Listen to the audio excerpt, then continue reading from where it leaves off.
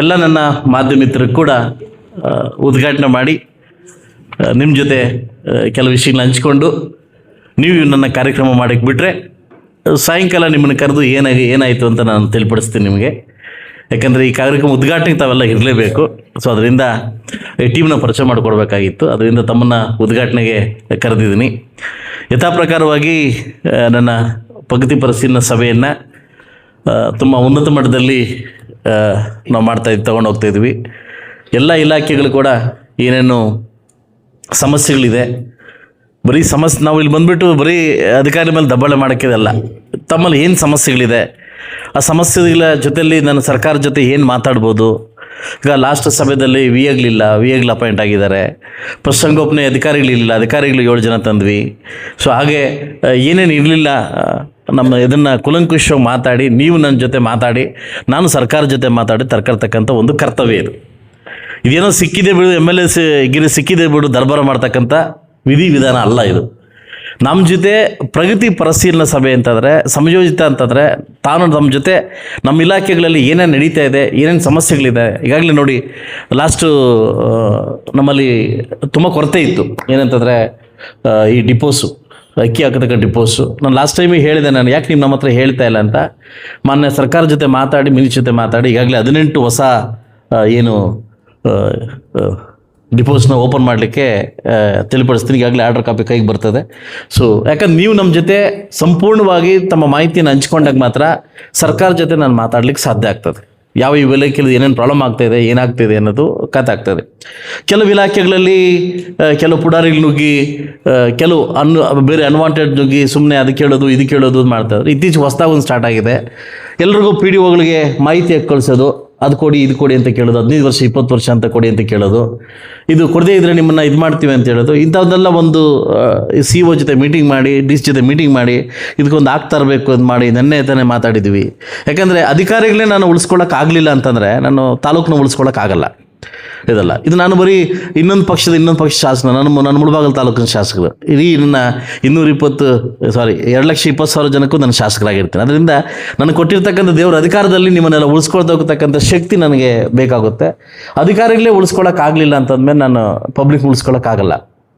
ನಿಮ್ಮನ್ನು ನಾನು ಸರಿಸಮಾನವಾಗಿ ಕುಟುಂಬ ಸಮೇತ ಕಂಡ್ರೆ ಮಾತ್ರ ನಾನು ನಿಮ್ಮ ಜೊತೆ ಕೆಲಸ ಮಾಡಲಿಕ್ಕೆ ಸಾಧ್ಯ ಆಗ್ತದೆ. ಸೊ ಅದರಿಂದ ನಾನು ಎಲ್ಲ ನಿಮ್ಮ ರಿವ್ಯೂಸ್ ನಿಮ್ಗೆ ಗೊತ್ತಿದೆಯಲ್ಲ, ನಾನು ಯಾವ ರೀತಿ ಮಾಡ್ತೀನಿ ಅಂತ ಗೊತ್ತಿದೆಯಲ್ಲ. ಸೊ ಹಂಗಂತಂದ್ಬಿಟ್ಟು ಬೇಡದಿರ್ತಕ್ಕಂಥ ಯಾರನ್ನ ಬೇಜವಾಬ್ದಾರಿ ಇರ್ತಕ್ಕಂಥ ಅಧಿಕಾರಿಗಳನ್ನ ಇಟ್ಕೊಳ್ಳೋಕೆ ನಾನು ರೆಡಿ ಇಲ್ಲ. ನನಗೆ ಗೊತ್ತು ಇಲ್ಲಿ ನಾನು ಅವ್ರ ಬಗ್ಗೆ ಎಲ್ಲ ಇನ್ಫಾರ್ಮೇಷನ್ ಎತ್ಕೊಂಡ್ಬಂದಿರ್ತೀನಿ ಅಂತ ನಮ್ಗೆ ಗೊತ್ತು. ಅದಲ್ಲ, ನಮ್ಮ ಕಣ್ಣ ಮುಚ್ಚು ಆಟ ಆಡ್ತಕ್ಕಂಥ ಅಧಿಕಾರಿಗಳಿಗೆ ಏನು ಮಾಡ್ಬೇಕಂತ ನನಗೆ ಗೊತ್ತು. ಅವ್ರಿಗಾಗಲೇ ಭಯದೇ ಬಂದಿರ್ತಾರೆ. ಈಗಾಗಲೇ 2 ದಿವಸ 3 ದಿವಸ ಮುಂಚೆ ನನಗೆ ಫೋನ್ ಮಾಡೋಕ್ಕೆ ಸ್ಟಾರ್ಟ್ ಮಾಡ್ತಾರೆ. ಸಾರ್ ಅದು ತೆಗಿಬೇಡಿ ಸರ್, ಇದು ತೆಗಿಬೇಡಿ ಸರ್.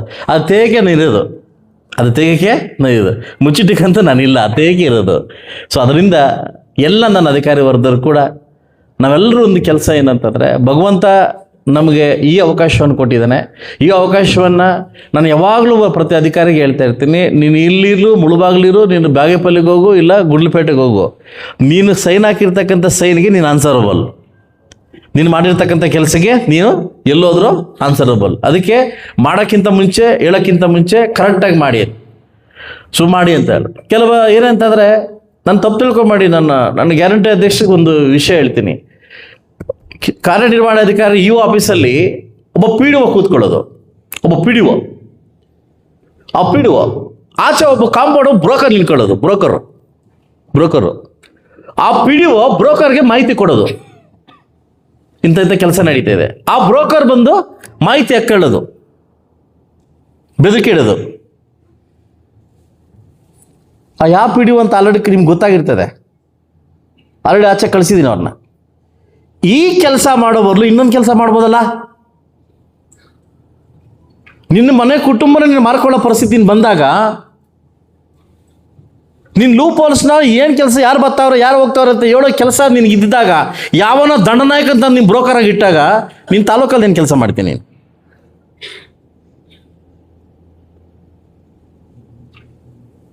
ನನಗೆ ಲಾಸ್ಟ್ 2 days ಬ್ಯಾಕ್ ಏನು ನಡೀತಿದೆ ಅಂತ ಗ್ಯಾರಂಟಿಗಳಲ್ಲಿ ಒಬ್ಬ ಯಾರೋ ಮಾಹಿತಿ ಕೇಳ್ತಾನೆ ಅಂತಂದರೆ,